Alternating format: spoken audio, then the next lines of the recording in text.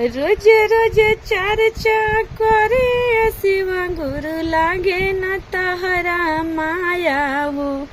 लोग रोज रोज चर्चा करे शिव गुरु लागे न तहरा माया हो।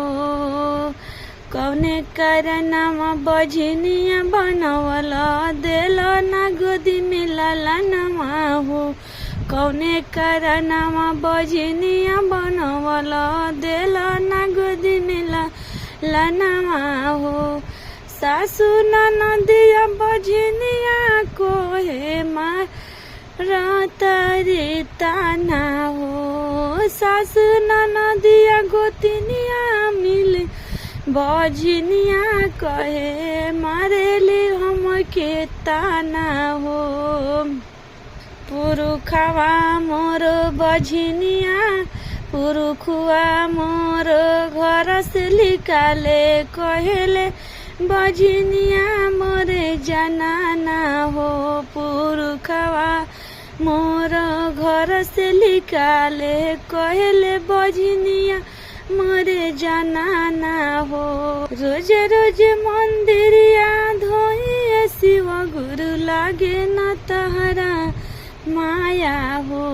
रोज रोज मंदिरिया धोई शिव गुरु लागे न तहरा माया हो।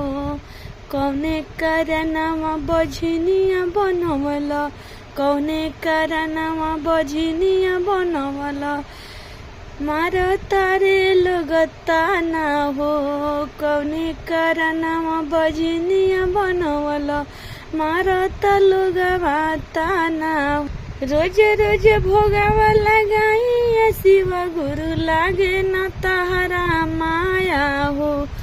रोज रोज भोगवा लगाई शिव गुरु लागे न तहरा माया हो। कौने करनमा बझनिया बनवल कौन करनमा बझनिया बनवल लोग मारता ताना हो। कौने करनमा बझनिया बनवल गोदी में दिल न लालनमा हो। गौआ नगरिया लगवा सब बझनिया कहीं बोलावेला।